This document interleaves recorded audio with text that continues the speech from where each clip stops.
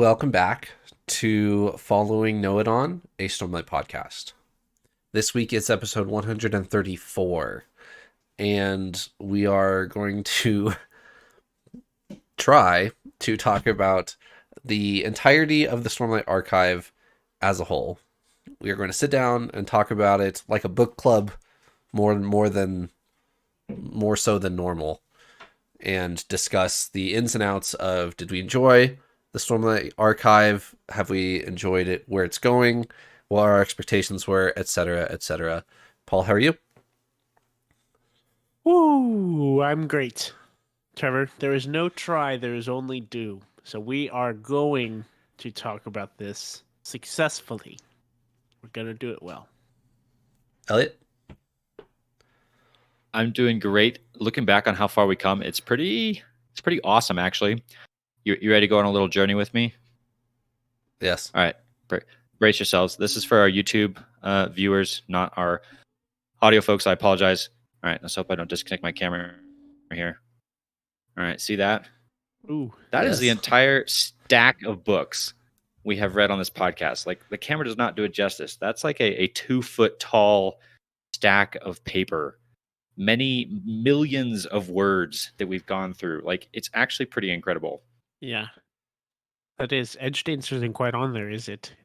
It's in Arcanum. Another little one. Oh, that's right. That's right. Nice. So yeah. So I'm doing great. Fabulous. I will not ask for 2 words to summarize the Stormlight archive, but let's discuss the entirety of the Stormlight archive.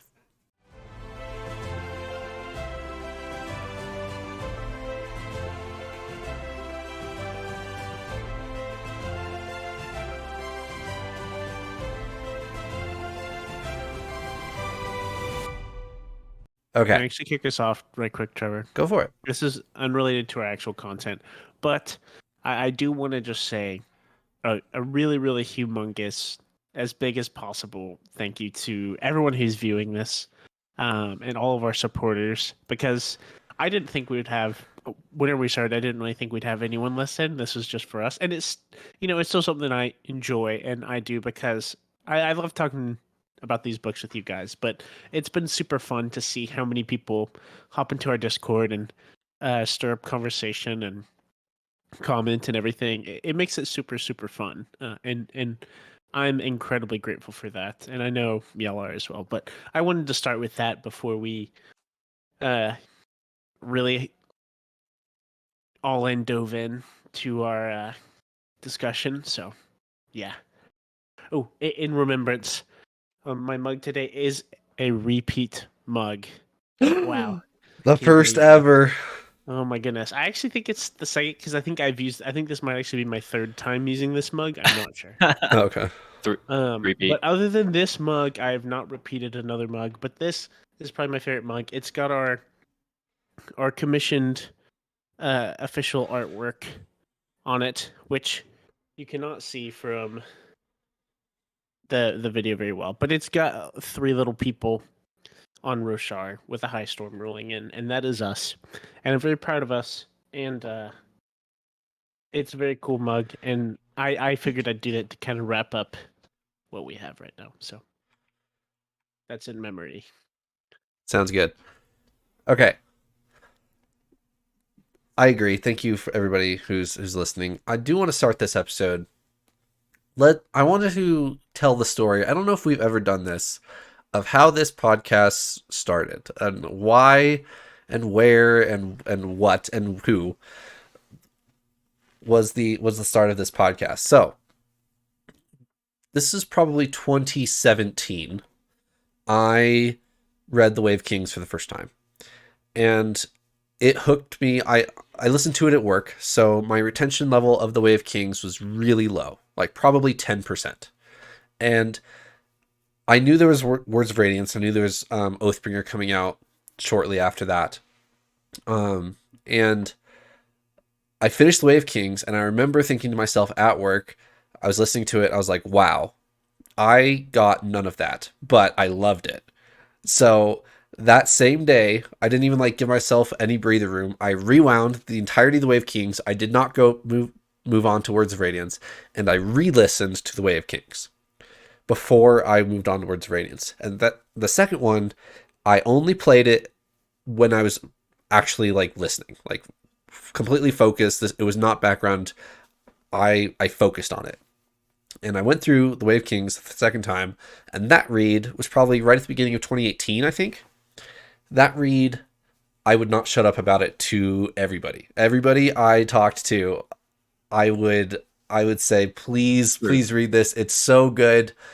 I had Tim had read it at that point, so I had really good dialogue back and forth with Tim about it, and he was the only person that had read The Way of Kings in my life at the time. So he was the only person I really got to talk to. I didn't really get involved with like online forums or anything like that, with Reddit and stuff like that. So I would just talk the ear off of anybody who would listen. Please read this book. It's so good. It's so good. Made my way through Words of Radiance and Oathbringer and all that fun stuff. And now I have successfully gotten a lot of people in my personal life to have read the Stormlight Archive. I could probably count 20 or maybe more people that have read the Stormlight Archive because rooted back to me. So, Elliot, let's start with Paul. Paul's the first one to pick it up between my two podcast hosts here. And he picked it up, but didn't reluctantly. Yes, you read a little bit. You read like I don't know a couple chapters, and then I'd ask you about it, and you like shut up, Trevor.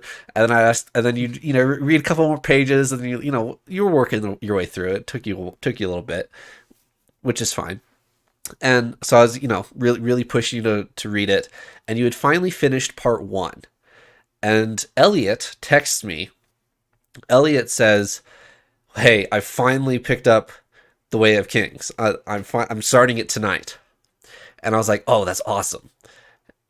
And then that night, I thought to myself, the night Elliot texted me, I thought to myself, man, I really want to talk to Elliot about The Way of Kings as he goes through it. That sounds like a lot of I don't know. I was really looking forward to talking to Elliot finally about The Way of Kings. I'd been bugging about him for years at that point. Or probably a year and a half, 2 years, I don't know, whatever. At least 2, I think.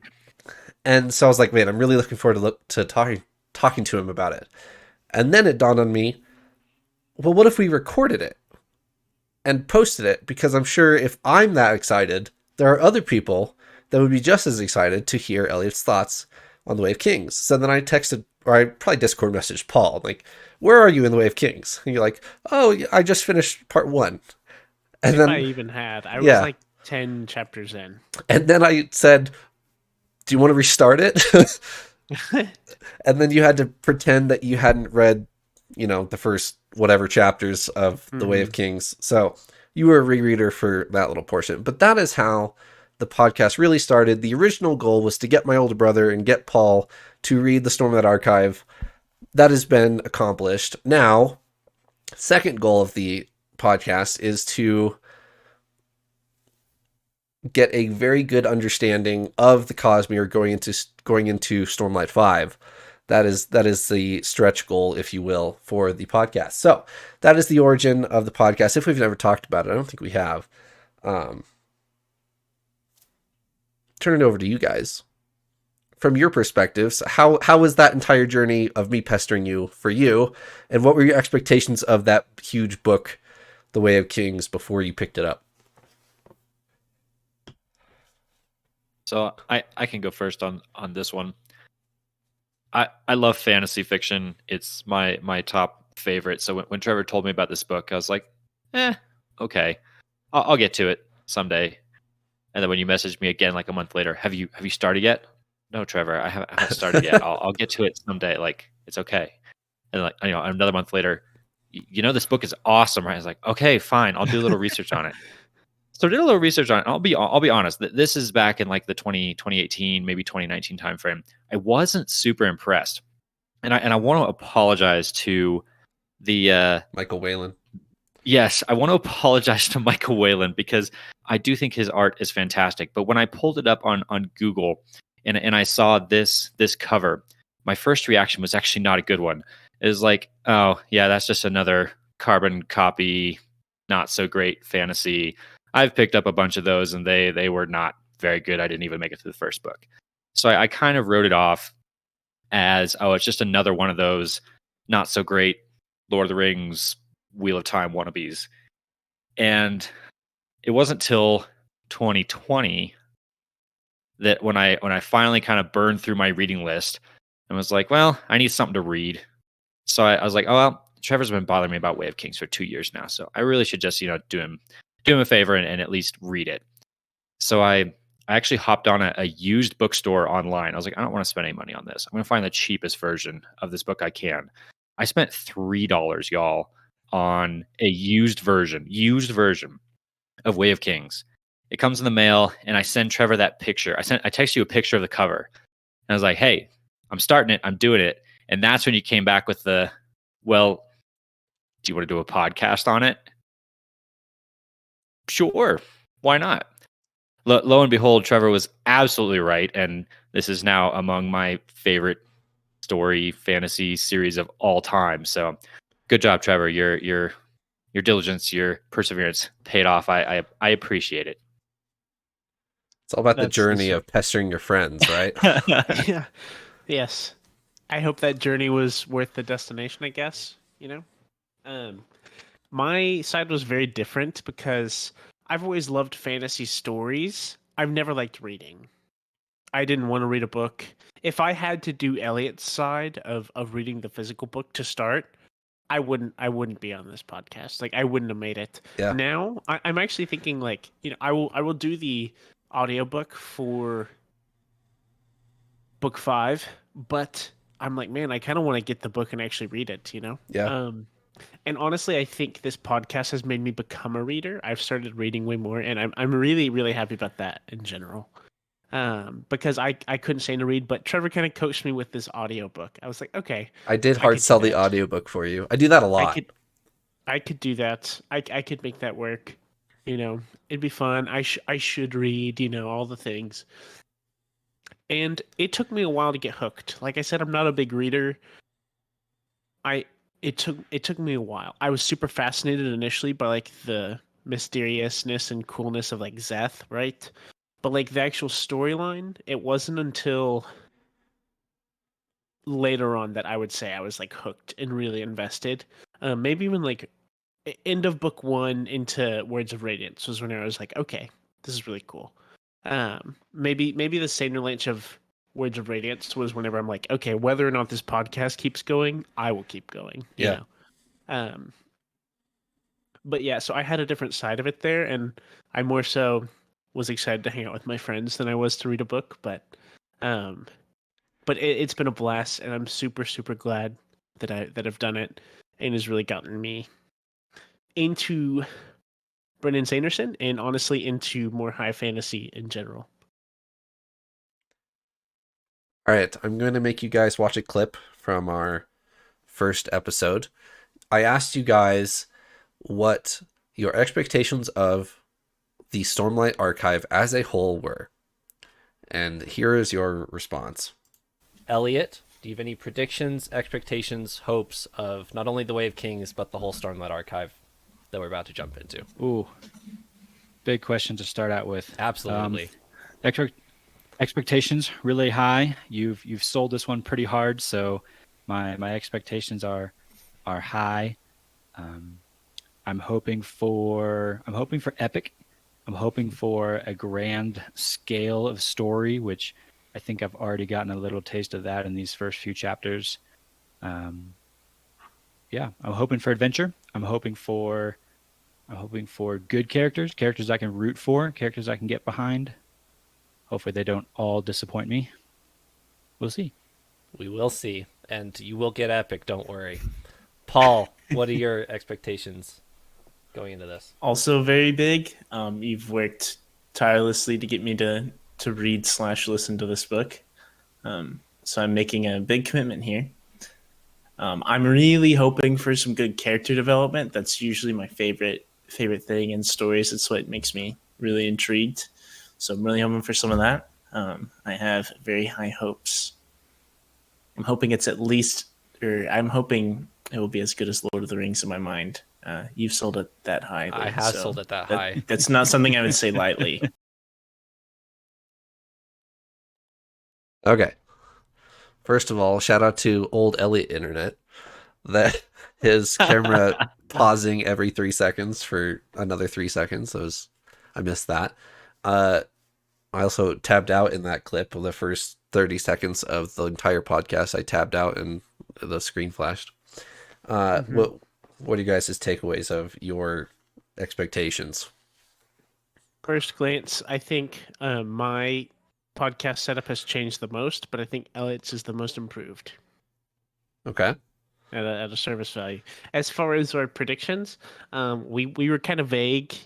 Elliot was like, "I'm hoping for an adventure." I'm hoping, and I was like, I'm hoping for character development and things like that, which are great things to want, and that's I would say that's what we've gotten. But I don't think we knew what we were signing up for.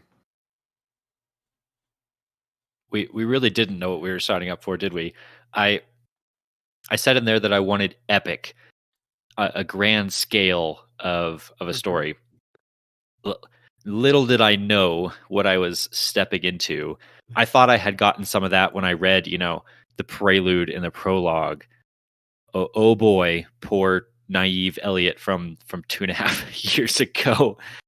Man, if my goal there, my expectation was 100%, I think Stormlight Archive achieved that like 200% and more. It combined with the rest of the Cosmere. I don't even think I knew at that point what the Cosmere was, or that there were even other books that tied into this. I thought this was, we're going to go on an adventure story with Kaladin. Great, let's do it. And here we are, as I just showed you my stack, 8 books later, and oh man.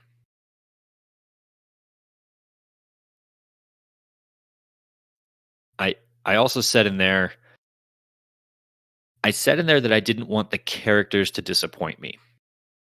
And that was my biggest fear of this whole series going in. Was I'd picked up fantasy series before where I got halfway through the book and was like, man, I don't like any of these characters. And that is a number one do not finish wall for me, is if I get halfway through a book and I'm just like, man, I really don't care about any of these characters. Like that's what I need to help me, be excited to pick up the book again. Is I'm like going through my day, my work day. If I have a character that I'm like, man, I really want to see what that character does next. That gets me through the day so that at night when I'm just before bed, I can pick up the book and read a little more. Like that's what I need to keep me going. And I've read books before that didn't have that, where it was like, yeah, I kind of want to finish this book, but I don't really care what happens. Stormlight definitely did not fall into that. I was always invested. Yeah. Capital I? Yes. In all of these characters, even the ones that I didn't like so much, I still was very intrigued by them and wanted to see what they did next. And so that had me hooked from the start and hasn't let up at all. So definitely met my expectation there. Yeah. I think looking back at that clip, Elliot almost sounded a little bit pessimistic. He's like, I hope Yes. there's at least one character I can get behind. Right. And he's being a little cheeky, but yes, he is afraid of what have I gotten myself into type of thing. Yes. Yeah. All right. Paul, you put this in the outline. The scale, the magnitude of the Cosmere. We've talked several times on the podcast of zooming out through Stormlight books, and you start very small, and by the time you're prepping for Stormlight 5, you're, oh my goodness, I cannot keep my brain straight. Oh, definitely. Is that a pro or a con? I'll say that's a pro, because it's what gets you really excited to get other people to read, because it's way more than you expect. I could agree with Elliot actually about the Way of King's art, cover art. When I saw it, I was like, okay, this is going to be a tale of like a knight, some knights and they're gonna do their chivalrous thing, and it's gonna be a happy little story, you know. And I did not know I was signing up for the interconnectivity between several other worlds and things like that. I did not know I was signing up for how in depth our like magic system is gonna be, how rigid. Like this was my first, I guess, really structured like hard magic system. I guess I've seen it in other stories and things, but like reading, really understanding it, really diving into the mechanics. This is the first for me. That's not what I expected. I don't know if I've expected or experienced this level of it in fantasy, especially reading. I would say my next most I've dived really far into, at least like theory crafting, things like that, is probably like Game of Thrones stuff way back when. But it's definitely a different level of magnitude than I expected. I expected more of a quote normal story, and this is way grander in scale.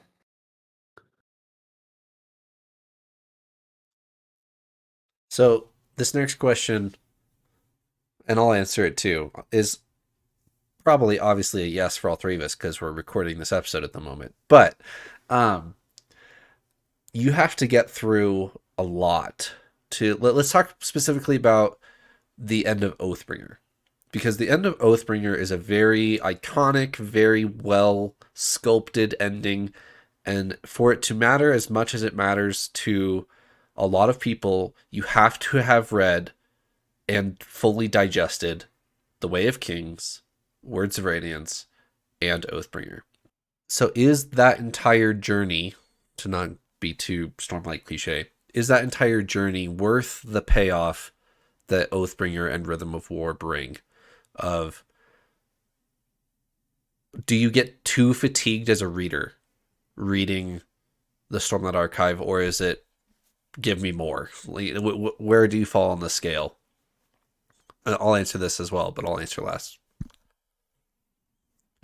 I can go first, I guess. Me personally, as a reader, I'm a give me more type. I like the depth. I like the background. I like the lore bits of it. Like some of the slow parts that we got were some of my favorite sections to read, actually, because it was helping me figure out the physics and the science behind the world. So I'm all for more and more of that. My favorite book of all time is the Silmarillion, which is like the poster child for turns people away from it because they can't finish it type of book. Like I love the density of a book like that. And Stormlight has that density. It's just kind of spread out amongst the action scenes that you get. So personally, I love that. What I like even more, that's not specific to my own tastes, is I absolutely love, this might be my favorite thing about Stormlight ever at all throughout this whole thing, is that the message of the story, like the one takeaway quote, if you will, is that journey before destination. That theme keeps coming up over and over and over again. I absolutely love that the theme of the book requires the reader to buy into it in order for you to get out of it what this book can offer. The message that what the story is telling you is journey before destination. In order to get to that Sanderlanche of Oathbringer, you have to go on that journey. You have to read the 3,000 pages that are on the way to get to that. And so I think I've talked about this on episodes in the past. I've never read a book like that is so immersive in that sense of what the characters in the story are learning or are going through. You have to go on your own reader journey of it. Yeah. Not even taking into account the actions or the world itself, simply the number of words you have to read, the number of steps you have to take to get to the destination is so huge that journey, when you look back on it, it's like, wow, I got to that point of Oathbringer that was so epic.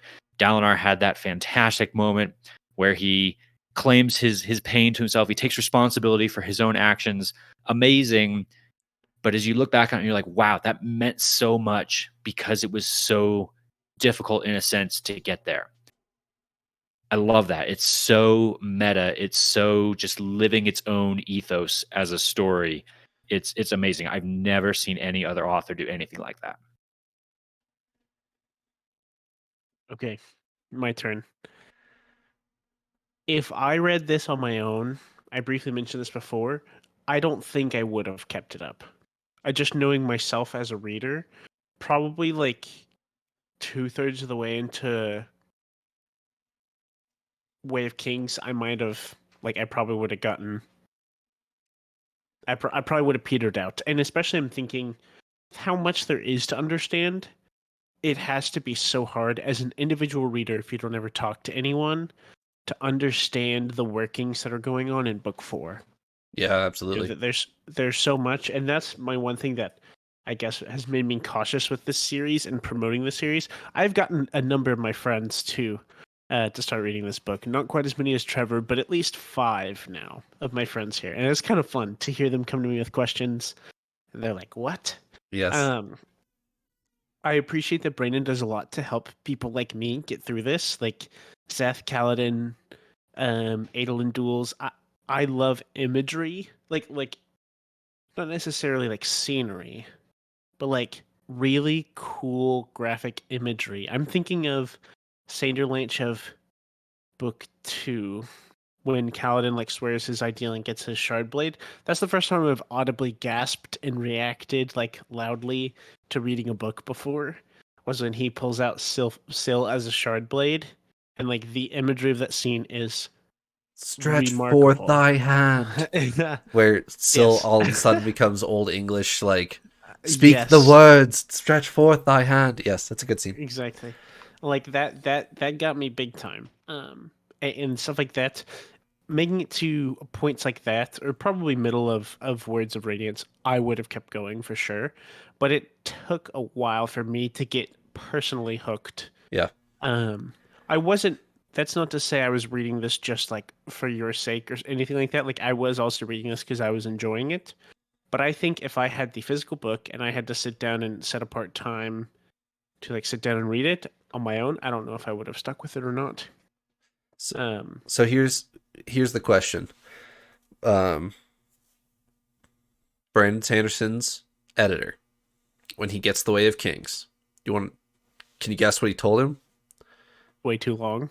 Way too long. Okay. Here's what he told him. Okay, give me 200,000 words. I will allow you 200,000 words to write The Way of Kings. And then once your series starts picking up, then you can release the 200,000 words Silmarillion of The Way of Kings. You can release the history book to go along with The Way of Kings, and those who want to read that can read that, and those who want the story of Kaladin can read the story of Kaladin. And Brandon Sanderson says, that defeats the purpose. That defeats the purpose. I'm trying to tell a story here where when Syl turns around and says, what comes first, a Spren or what they're attracted to, and Kaladin's honor is what takes him back there, that you have to read the entire backstory, you have to read every Kaladin flashback to get there, and he refused to do it, which is why he held on to The Way of Kings for so long. Before he didn't publish it till after Mistborn, after he was already successful, he already made it as a writer, if you will. So, to bridge the gap between you, Paul, and you, Elliot, of Elliot, and I said I would answer, so I will here now. The Way of Kings is a perfect length for me. The Way of Kings is slow, grindy for several parts, but then as soon as Kaladin picks up the bridge, or picks himself up from the honor chasm and says, I will rescue these men. That is my job. I was on board from then. And so that's fairly early, but until that point, it's dragging for me. I'm like, okay, where is this going? Where is this going? But as soon as he picks himself up and says, I will get these men out, that's when it picks up for me. The Way of Kings is like a perfect length, perfect substance for me as a book. I'm probably between the two of you. If he had listened to his editor and given a 200 word or 200,000 word, half the length, to his editor, what do you guys think would have happened with that? Would that have been a good book, or would that have not been a good book? I think if it's just covering the story of Kaladin to Dalinar at the end of the book, giving up Oathbringer, it would have still been a very good book. We get so much more insight into the world with Shallan and everything else going on, which, like, I would say I prefer that more. But I'm assuming if we had the 200,000 word version, that's what we would have seen, was just Kaladin to Dalinar storyline, and I think that would have been a good book. Shallan might be cut entirely from that book. Yeah, that's what I imagined if Right. you have 200,000 words. To answer your question, I think the book still would have been good. I think Sanderson's writing stands on its own. I think the writing alone is quality enough that it would have sold. It might have even initially sold more than it did. Because I'm sure there are groups of people. I'm sure, in a sense, the editor and the publisher are right. There are people who see the size of the book on the bookshelf and don't buy it. Right. That said, I don't think that it. I want to spin another thought here once you finish yours. I think The Way of Kings is going to be a mile marker in the history of fantasy. Yeah, I agree. I think 50 years from now, we're going to look back and say a turning point in fantasy writing was The Way of Kings, published in 2010. Yes, 2010. By Brandon Sanderson. And it is that because it is what it is, because he stuck to his guns and went with nope, I'm going to write something that is not targeted at book sales. It is targeted at what I want it to be as a story. And that, I think, takes it from good to great. Yeah. Everything you said is really good. The major, or one formula that people always bring up is cut Shallan from The Way of Kings and give us a Shallan novella between The Way of Kings and Words of Radiance. Like the same way you do with Lift, between when she becomes a more character in Oathbringer, you get a Lift novella and you get introduced to her. But everything you're saying, Elliot, I completely agree with, that it is a fundamental shift in the fantasy book market, if you will, to have the courage to publish this. His publisher, when Brandon Sanderson wouldn't budge on this, he ended up publishing it, right? Because, obviously it's on our shelves. So to understand that fundamental shift in I'm writing this story because this is how I want the story to be written, not because I want to sell more books. And one thing I have to add also, that's one thing that did keep me captivated, and it is with any show, movie, book I read or watch, seeing when you jump across the world to another character, especially from the beginning, you're like, okay, how are our pieces going to connect? And that really intrigues me. I think that's why I loved our interludes so much all throughout, especially the early ones. That's why I loved Zeth. Just wondering when our pieces are going to come into play and how they're going to come into play captivates me for whatever reason. And so having Shallan for that reason, I think is really good. Like, that was helpful for me, even though the Shallan chapters early on were slower in my mind. Okay.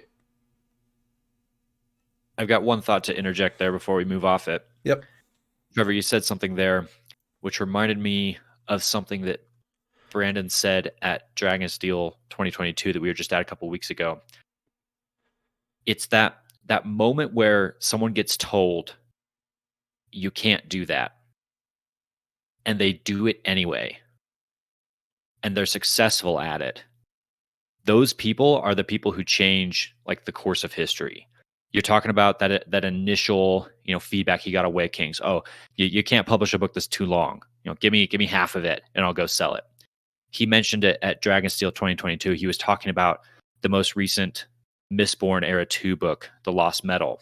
There were parts of that book which I won't, mention for really vague spoilers, that the publisher came back and was like, Brandon, you shouldn't really do this. You're going to alienate people. And Brandon said, no, this is part of my grand vision for what I want to do with the Cosmere. And he's stuck with it, and he's publishing it, and he's creating such a unique world. I got chills as we were sitting in the presentation hall there listening to Brandon talk, because I had the realization that with Stormlight, with the Cosmere, with Brandon's work, and I don't say this lightly, we are witnessing history be changed. Like I said a second ago, I firmly think 50 years from now, we are going to think back and realize we were in the room when Brandon, got up and talked about this crazy Cosmere idea that I think is going to change the course of fantasy writing. He's writing a world that requires such investment from his readers that, yeah, it terrifies publishers, it terrifies editors, it terrifies new readers, but he's doing it anyway. And if you make that plunge to go in it, the payoff is so much larger than if it wasn't. Like it's so cool, and I'm just excited that we're here reading along with it. I agree. All right, pivoting a little bit. Paul, you mentioned this a little bit. Hard magic systems versus soft magic systems. What do you prefer? Should we define it first for those who don't know? Yeah. I can do that really quick. Hard magic systems and soft magic systems you see in fantasy. Soft magic is when there's like mystical magic that doesn't necessarily have strict rules that were given. It's commonly explained or like referenced in like the Lord of the Rings, right? Isn't it like Gandalf makes light because he can just make light with his staff? We don't know why, Right. but he can do that. Very cool. Hard magic systems are what we're looking at here on Roshar. We have strict rules of investiture, Stormlight, being used to use surges, which we understand. We have a finite like rules surrounding them. My thoughts on the matter is, I actually think for my enjoyment of a story, I actually think I like the soft magic systems more. So I'm hesitating to say that because I like the lengths that we get to see, the expansiveness that we get to see with the magic system, but especially book 4, it felt exhaustive to like learn everything. Right. Like, to actually learn how it works feels more exhaustive. I love the depth of like, we have 10 orders of Knights Radiant. Here's what they are. These are the surges they can do. I like knowing the like array of powers, but like the actual mechanics behind it are what I'm not as interested in personally. So because of that, I think I lean towards the soft magic side. Something I've learned about Brandon and his writing is that even when a magic system feels soft at first, it's not actually. He's going to explain it later. Right. Because I actually felt that. Trevor, I think you made a mention at some point early on that we were going to have hard magic systems, or you referenced that Brandon talks about a preference for that or something like that. But as we got like halfway through Way of Kings, when we first started to see like Kaladin do stuff, I was like in my head thinking, I don't understand any of this. This feels completely soft. Like it's just making it up. He survives a high storm because of the glowing in the spheres. Okay. Yep. Power of friendship. But right? Or something. But now that we've read Rhythm of War specifically, I have full faith that I'm so impressed by all the details that Brandon can picture in his mind ahead of time. All the little bits, like we were just, and I probably should try to keep it spoilerish free. But there's so many little bits that he's clearly pre-planned ahead of time so well that I have full faith now that even if he presents me with something crazy magic that I've never seen before, I fully believe there's a physics, lesson behind it that explains all of it. Right. And so I'm somewhere in the middle of I want it explained to me eventually, but I'm okay with suspending my disbelief for the action sequence. So, for instance, the Sanderlanche of the Way of Kings. He turns around, Kaladin is charging the chasm to go save Dalinar, and he swears his second ideal, he jumps over the chasm, he's got Stormlight leaking everywhere. He doesn't stop to explain any of this until early Words of Radiance is when he confides in Bridge 4, okay, let's explore exactly what I can do. Let's assume for a second that you were reading this right when The Way of Kings came out. You're waiting 3 years to get that explanation, right? For us, it was 3 weeks. I mean, something like that. But I do want it explained to me at some point, but I am totally fine accepting that I probably got this foreshadowed to me at some point, so I'm fine with him discovering this new power right when he needs it, and then you can explain it to me later. Like that's what I enjoy in a book, and that is definitely what Sanderson approaches with. So What do you guys think about Spren? And as far as we know, this is unique to Roshar, right? And so what do you think about that whole in Shadesmar there exists the cognitive souls sort of things? And not just the things having cognitive souls, but then there's these beings that kind of mainly exist in Shadesmar, but only show up in the physical realm sometimes, or when they want to, or as other things. I'll admit I was actually a little bit confused and overwhelmed by that when it first started to come through. Like when Shallan first goes into Shadesmar, I'm like, what the heck is going on? Now that we're later on, I think I like it, but what did you guys think? So initially, I thought I loved it. I think Spren as a concept is cool. It's a really unique. I thought that was super unique, and I really appreciated that. My caveat with it is, if we have such like an understandable magic system, there's still like gaps of logic with Spren, in my opinion. Of like, if it's whatever I think it could be, then that makes any possibility so could be anything that you still have to really suspend a lot of disbelief, Yeah. which is that's part of reading fantasy and enjoying fantasy, of course. But I struggled with that briefly because of everything else I feel like there's an answer to. But then because of how, I don't know, free range Spren are, like how free there is for things to happen, it feels so open to anything could ever possibly happen, and I don't like that as much, I guess. I don't know if I can fully put my finger on it, but those are my thoughts. So here's what I'll say about this. I'll reference the poster behind you, Paul.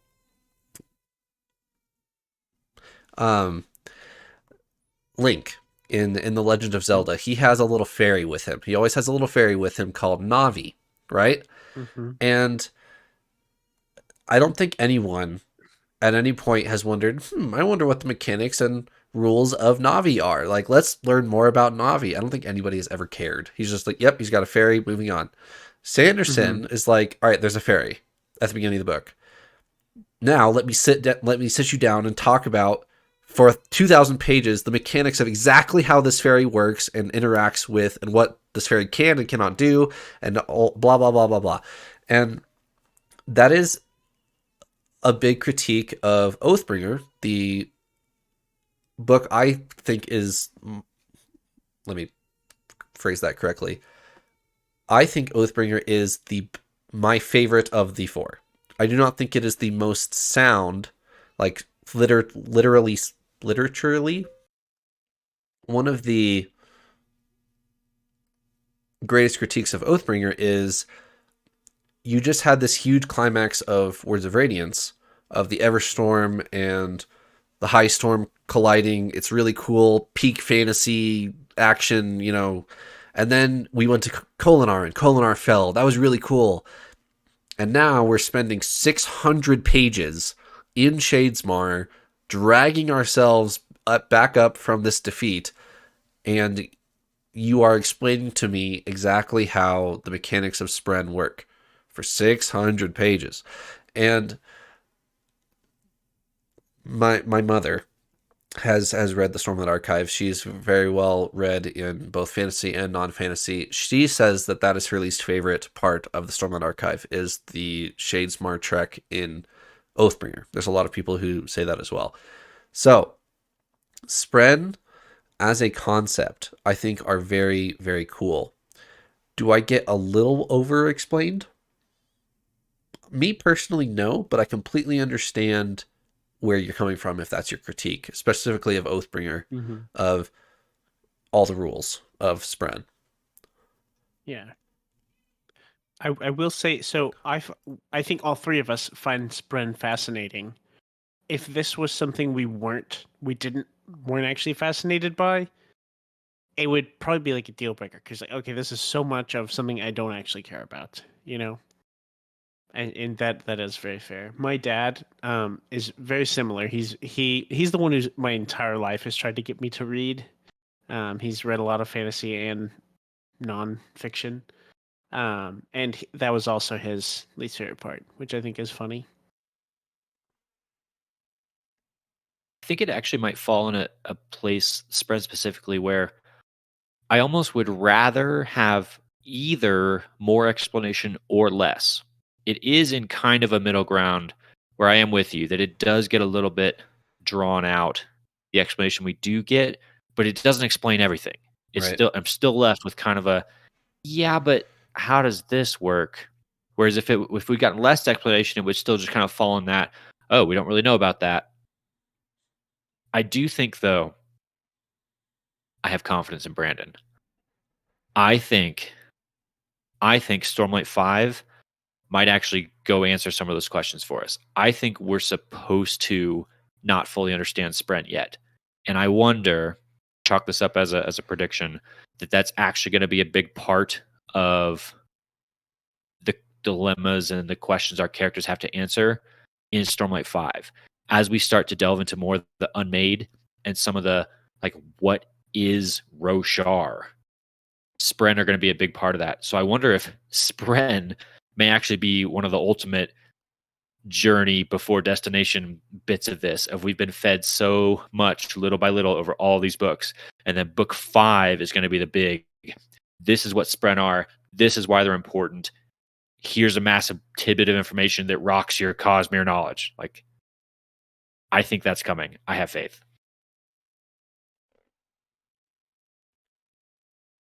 All right. Next up on the outline, I just have one word, and it says allegory. Okay, if you were to go up to Brandon Sanderson and accuse him of writing an allegory, he would be probably pretty offended, and he would claim that Stormlight is absolutely not allegorical. It is simply a story. And what you get out of the story is up to you, and I am simply telling a story how I want to tell it. And whatever you read between, I think Wit has a talk about this actually, and Kaladin's like, "What am I supposed to get out of this story?" And Wit's all offended, like, "What do you mean? What you're supposed to get out of the story? You're just supposed to get out what you need to in your situation." So this probably will circle quickly back to the C.S. Lewis versus Tolkien discussion on allegory. Are you supposed to deliberately tell your reader to think something or not in your fantasy book? Discuss. I want to go ahead and add something. So you're right. We saw that. I heard that, I guess, directly at Dragonsteel that we went to not long ago, where Brandon said people will draw meaning from a story, of course. That's natural to do so. And I love that. But he's not assigning a meaning to his story, like a deliberate meaning. I will say, I think the most important thing for me to walk away from a fantasy series and really love it is that takeaway message. Even if the characters I don't love, if I'm taught something through them, I will love the story. You know, Yeah. and so I think there's definitely allegory in the story. Especially, I think of the Way of Kings. Most notably, I'd say, like, start to finish, it's more of a complete story almost on its own. And it seems pretty direct in there being a takeaway message. Um, I'll believe what Brandon says about his stuff, that he's not assigning its meaning. That's fine. I really enjoy that, whether it's intentional or unintentional. I love C.S. Lewis and I love Tolkien, so maybe I'm just between the two. Kind of, I love both on this question. I think they serve different purposes as works of literature. You can write a direct allegory to serve a purpose of trying to teach a very specific lesson. You can write a more broadly crafted fictional work that has elements of a story you're trying to tell or of concepts that you're trying to explore, which I think Brandon does very well. There are messages that you can clearly see, oh, I'm meant to take this away. I can see these characters wrestling with this, going on this journey for hundreds and hundreds of pages, and then they get to a defining moment. It's like, oh, okay, that's what this character has learned. I mean, that's character development right there. Right. And I think a good story is one that makes you ask those questions of yourself. You read it and you say, oh wow, Kaladin had to wrestle with this. Have I ever had to wrestle with that? Have I ever thought about that? That's what shows me it's a good story. It doesn't have to be allegory to do that. In fact, I'm more in the boat of, I think a non-allegorical story is a little more powerful, and that you kind of get to the answer on your own. This is the Wit Kaladin discussion, right? Yeah. If you get to the answer on your own, it's so much more meaningful to you than if you're, shown a poster, this means this, and oh, okay, this means this. Walk away. Well, it's also the Tolkien C.S. Lewis discussion. Tolkien was very adamant in saying that I'm going to write a story. Any meaning you can apply to your own life, go ahead, that's fine. I'm not going to specifically write it in. And then C.S. Lewis was saying, no, the lion is this, and this character Yeah. is this. Like, the two very different approaches. I actually want to mention something with C.S. Lewis specifically. I found this article a long time ago. There's what is this, from 1956? Okay. No, wait. I think it was published in the New. Okay, I'm pretty sure this is. I see a date on here. This is November 18th, 1956, by C.S. Lewis. It's an article he wrote. It's in the New York Times, it looks like, and it says, it's titled "Sometimes Fairy Stories May Say Best What Is to Be Said," and so that he very much he talks about how, if someone tries to tell you something significant and tell you to believe it, you're not very inclined to believe it. If you read something and you come to that conclusion, you're very drawn to it. You're like naturally accepting that because it's kind of something you're finding. And how stories are a good way to do that. C.S. Lewis is very intentional in his like Christian faith, there with his allegory. But I really like that sentiment, and think it's very true that fantasy stories, can often convey meaning that's can sometimes be hard to draw from other places, or like the meaningfulness behind it we can't always apply. Like, we get perspective into characters' lives that we might not be able to like see a scenario like that in real life, and then like see how that could play out. It is all fiction, right? Right. But it can be very persuasive, very like life shaping in that way. So I really appreciate direct allegory, like what C.S. Lewis does. But also, I love a good story, and you get to assign it meaning, and sometimes it's really fun. That's why I love Tolkien. So those are my thoughts on the allegory, I guess. But if you like C.S. Lewis at all, or just fantasy in general, I recommend looking up that article. It's at least really fascinating to read. There are several things in Stormlight where I feel like you could go either way on if is Sanderson trying a direct allegory or not, even though he claims he's not. The dog and the dragon.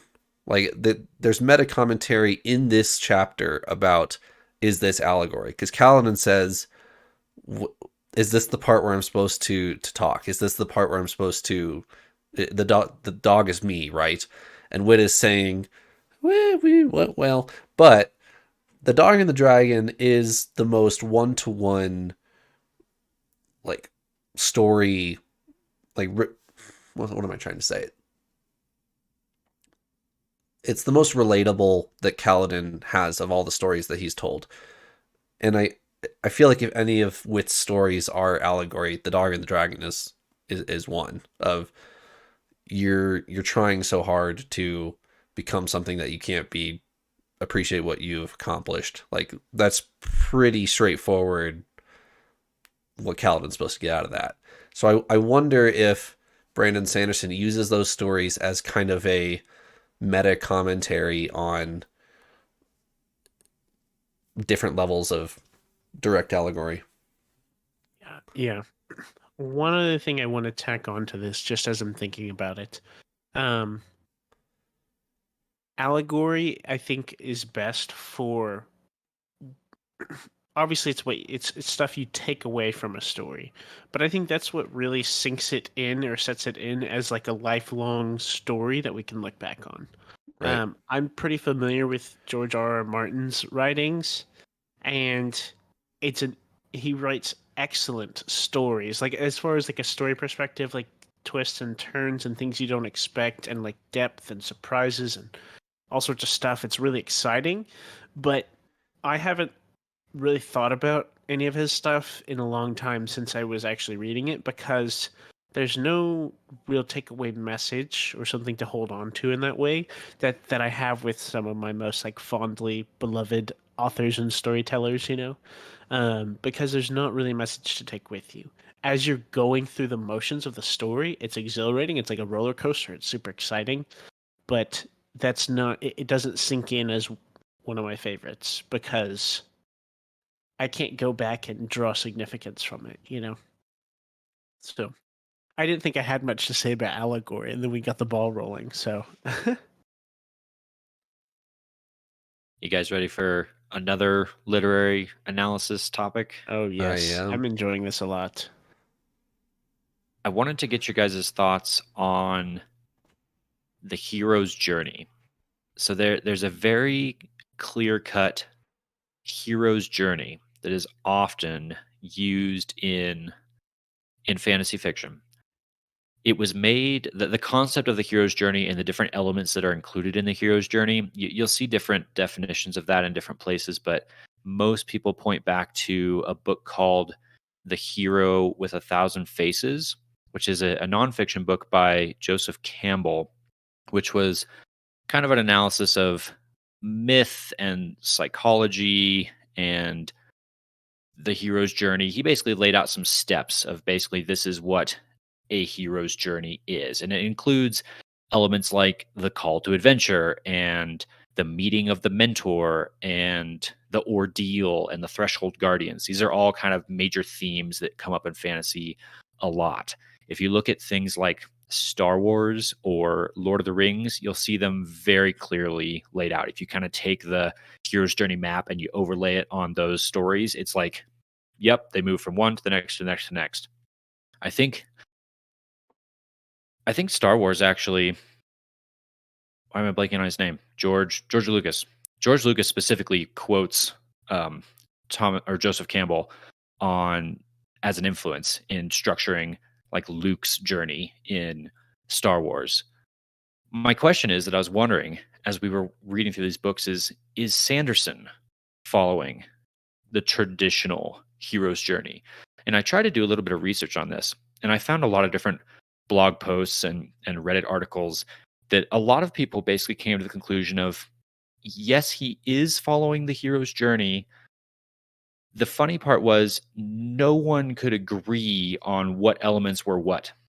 Everyone had a different take on, well, Kaladin is doing this. This is clearly the call to adventure. Or no, the call to adventure doesn't actually come until later when he, does this. And what I kind of got to was I don't think he necessarily is, not in the linear traditional sense.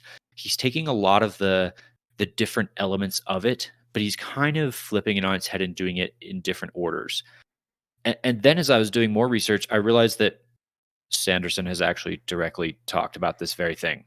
There's an essay on his website called Form and the Fantastic, where I had to skip sections of it because it actually started to talk about Elantris. So I had to scroll down the page a little further. So there's bits of it I haven't read, but the parts of the essay that I did read talked about specifically this, the hero's journey, and how he intentionally took that as kind of a framework, but he did on purpose change it up, that he was going in different directions with it, that he was using fantasy fiction as a genre as kind of the starting point, but wanting to do something different with it, which I feel like he absolutely did. What are your guys' thoughts? Do you feel like these characters are going on predictable, kind of clear-cut journeys that have to hit specific milestones, or do you feel like it's different and is kind of outside the box? What did you guys think? So I think basically all of our characters have to have the stereotypical start in a sense. Like you could apply something there. Like I was thinking Shallan, I think, is a very unusual character. That was my first thought of no, she doesn't follow the traditional hero's journey. Hearing your explanation and more of a definition on that, there is kind of a kind of a sad call to adventure. She goes to Carbranth to seek out Yasna as a mentor figure. You could say that's meet the mentor, whatever. But the way her storyline goes, I would not say it's traditional at all. That's not a traditional hero's journey.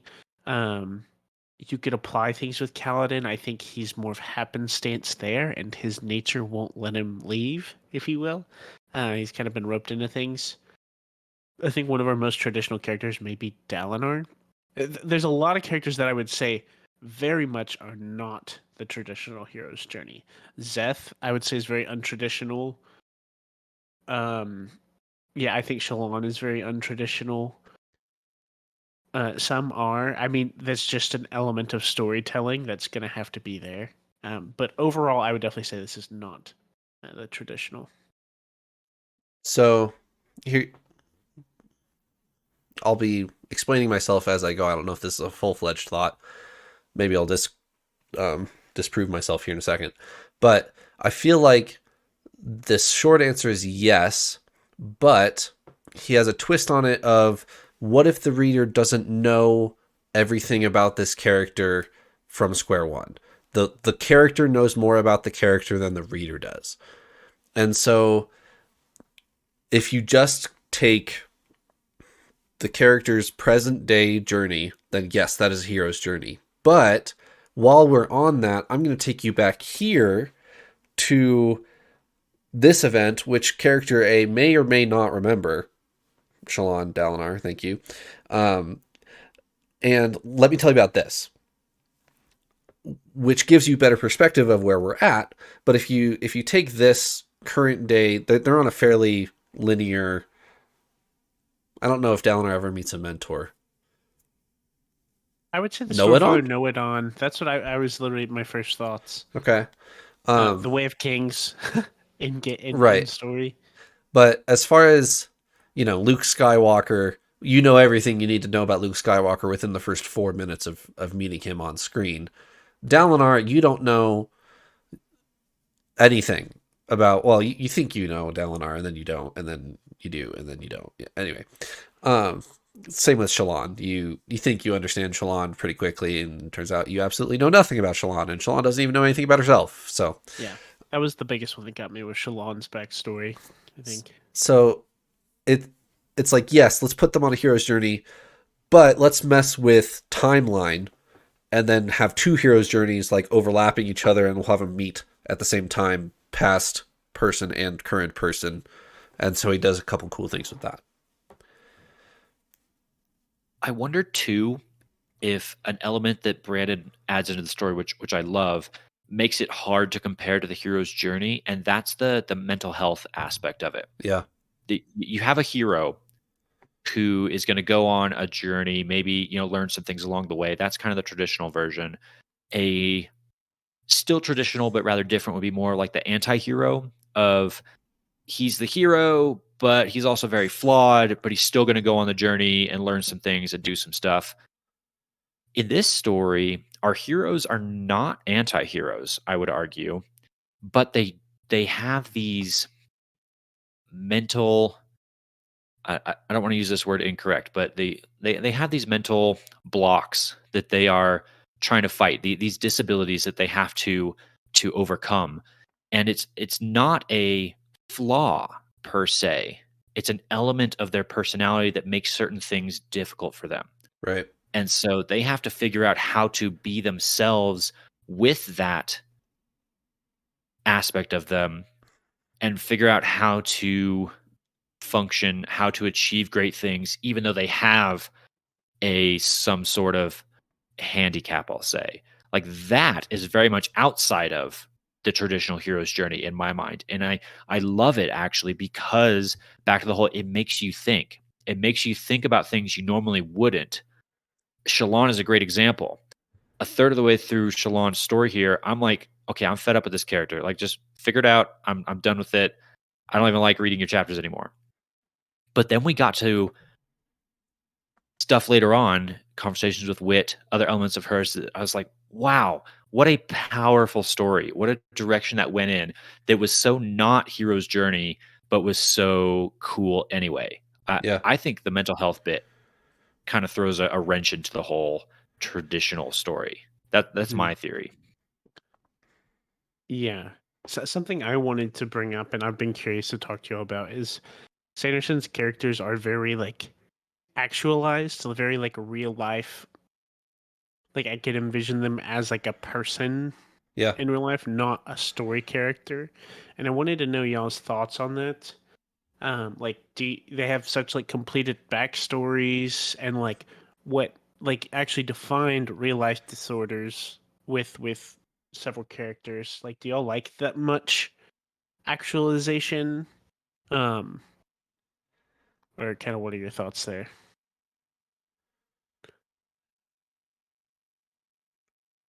I think it's different. I like it, and that it, kind of like I just said, it makes me think about things differently than I normally would. Is it a little uncomfortable sometimes? Yes. Is it a little distracting sometimes when we're spending a lot of time going through and getting to see a lot more of a character than we normally would? Yeah, maybe. But I think it achieves what Brandon is trying to do with it. It makes us know these characters well, so that when they have to make a really difficult choice, we feel that difficulty with them because we know what they've been through. I think that's what the detailed character actualization does for you. I'm very much on the more the merrier. I feel the more I can relate to a character, the more I care about them, the more it keeps me going, page turning wise. So the more I can put myself in this character's shoes, tell me everything there is to know about this character. I want this character to have depth. I want it to have meaning, so that their meaning or their journey can be applicable to me. If that makes sense. Yeah, no, that does make sense. For me personally, one thing that I love is, with kind of the addition of a lot of real life things, like you've shared before, Trevor, that Brandon has said, like, officially, like, Kaladin has like depression, right? Right. Like, and so, like, seeing these real things in this story probably provides a really good way to like relate to characters or see things like play out, which I really appreciate for various characters that we have. But for me, I really love developed characters, and I like watching character development. I'm in favor of the Moash redemption arc. I'll say it. Um, Stuff like that, if it's good, of course. Right. With Zeth, like that's been the things that I've been really eager to see. Is I want to see our characters go on this journey and be changed. Changed for the better. But as far as like, I love them being really fleshed out in their conversations with others and seeing them grow from where we meet them. But it may have been a little over the top for me on some of the like depth that these characters go to. I feel like it almost takes away from how I understand fantasy of like this is like a real person I'm thinking about. Like we talk about them like real people sometimes, Right. And so in my opinion it's a bit far on the characters. I love a backstory that's integral to how they react. I think of Shalon, that was probably my favorite backstory, not because of what happens, but because of what it means for her character. Right. And so I really appreciate those elements in our flashback chapters. I love the flashback chapters. But as far as like making them feel like a real person entirely, it feels a little far for me. But anyways, I was curious to know your thoughts on that. Does the weight of the book, literally like the weight of the book, is that a pro or a con for you? Just one sentence, yes or no. The in depth, the amount of detail that has happened, characters, story, world building, everything you get in one of these books, is that a pro or a con?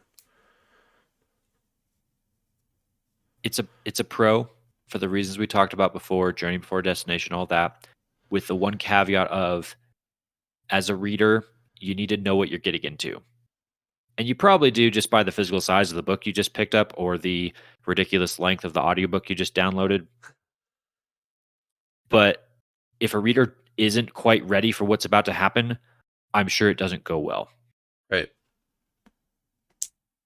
So my one word answer, I really don't like being pinned down to. Well, the thing is, I need to explain. I'll give my one word answer, which I think the sheer length would be a con for me.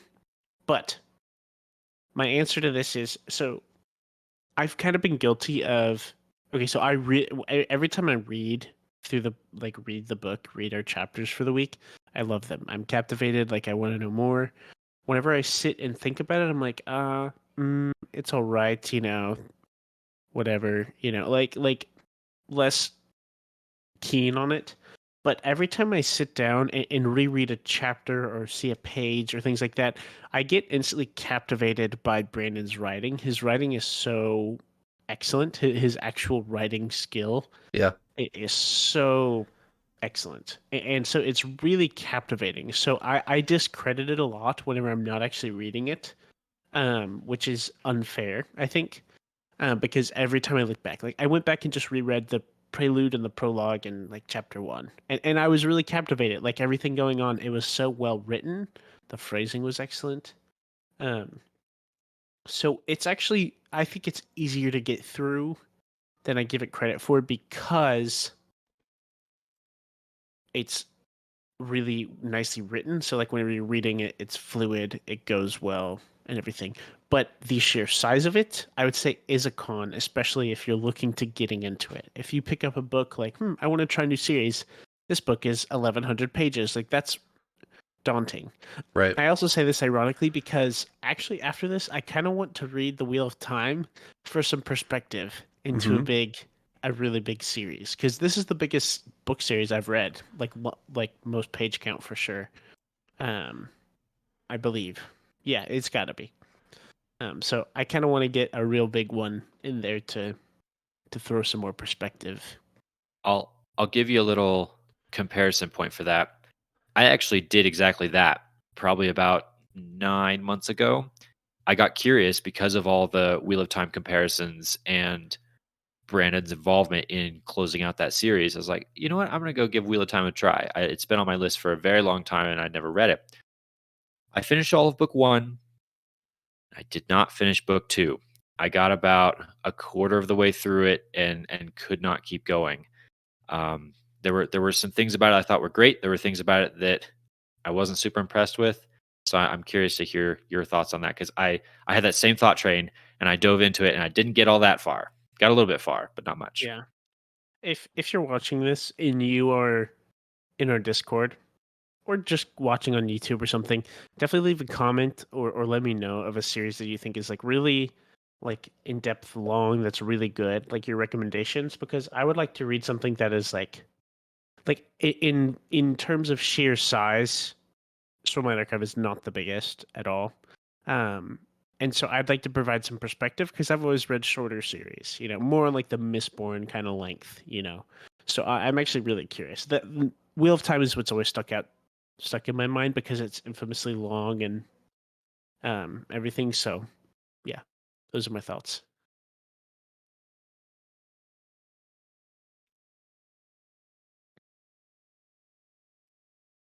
Let's talk about our feelings.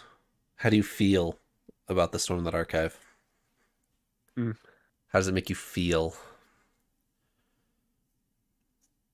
Incomplete. Where's book 5? Is this the therapy session? Diving into my feelings here. Oh boy, We're a bunch of No. analytic people talking about the nuance. How does it make you No. feel? No thoughts, only Stormlight. Yes. my wife frequently tells me that I have the emotions of a rock. None at all. But Rock is very emotional. that He airs True. no Rock is longer. Rock is True, he pretty is. emotional. not the emotions of rock, the emotions of a rock on the side of the path. Mhm. That said, what do I feel from Stormlight? I feel inspired. I feel impressed with myself. I have that good, satisfied. Satisfied, that's a better word. Yeah. I feel satisfied after reading so much and setting the book down and thinking, man, I just read all that and I went on a journey with those characters and it was awesome. Like those sometimes overwhelmed, sometimes exhausted.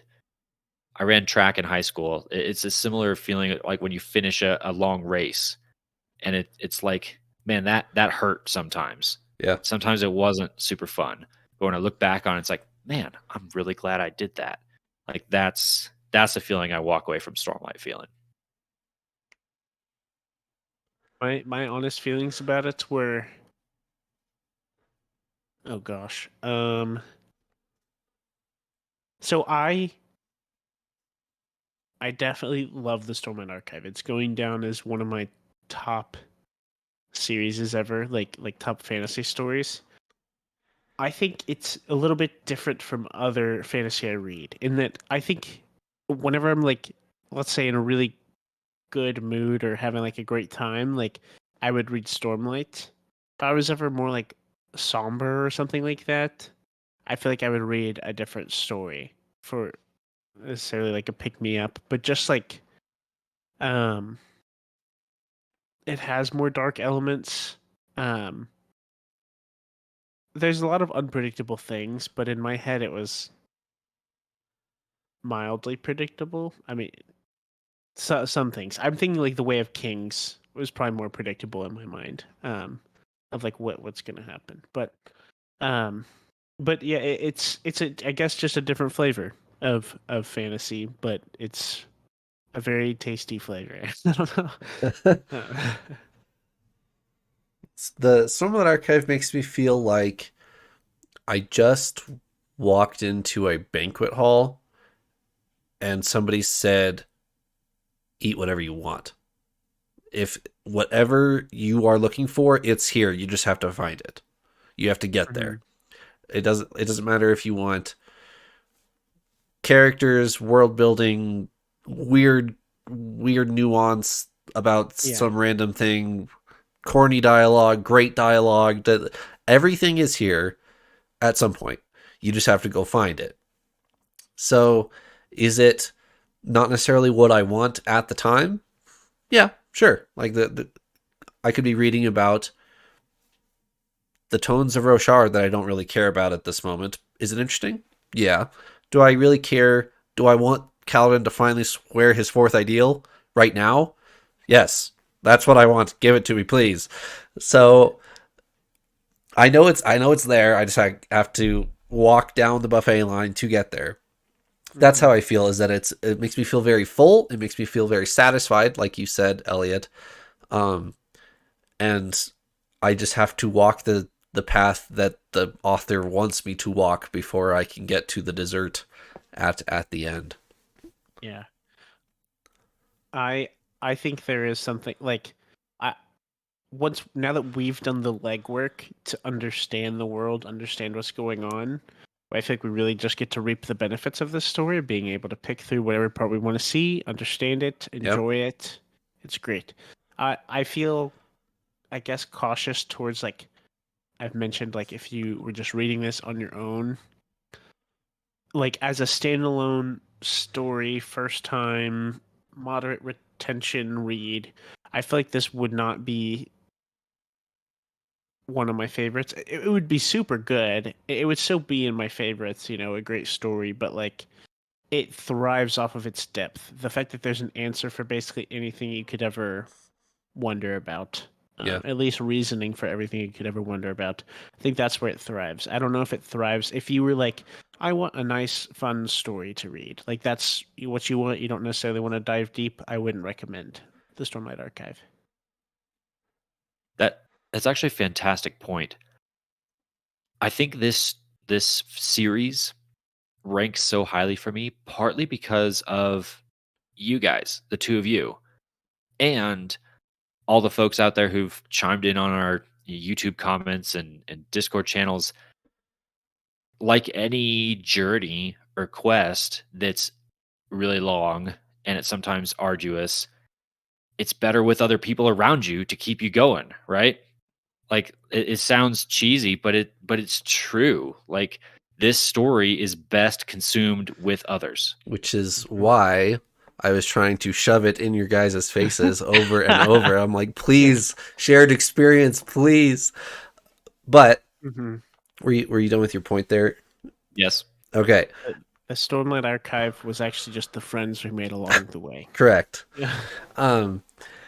Is there a better way to present someone with The Way of Kings than just shoving it in their face? I know you'll love it if you read this. Please read it. How would you guys present someone The Way of Kings? I mean, if I know that they are interested, like they would be interested in this kind of story and like maybe going deep. I've sold people on it by Michael Kramer and Kate Redding's like excellent audiobook. Like I have if as you well. like audiobooks, like it's the best readers ever. Like they're really great and it makes it really nice to hear. Yep. I'm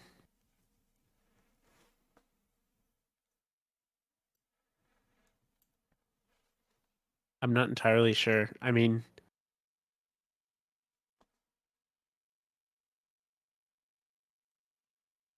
if you like a message, if you like mysterious characters, connecting pieces, connecting dots, if you have a very like inquisitive mind, I feel like it's very good.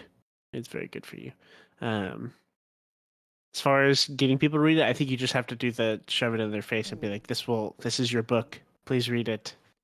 Yeah. It's really, if you speak highly of it, that'll influence others. Yep. I agree. And I think you always have to tailor your approach to your audience, right? If they've never read any fantasy fiction ever, Way of Kings might not be the best place to start. But if they've got some experience or they're ready for something big, I think I might just say, I might try and warn them up front. this is going to take a bit of investment from you. This is going to, you just hold up the book and be like, this is going to take some time. But in my experience, it was absolutely worth it. And it brought me some of the most impactful moments as a reader I've ever been through because of that. I think that's what I would say for someone who I think is ready for it. Yeah. All right, gentlemen. Anything else about the Stormlight Archive?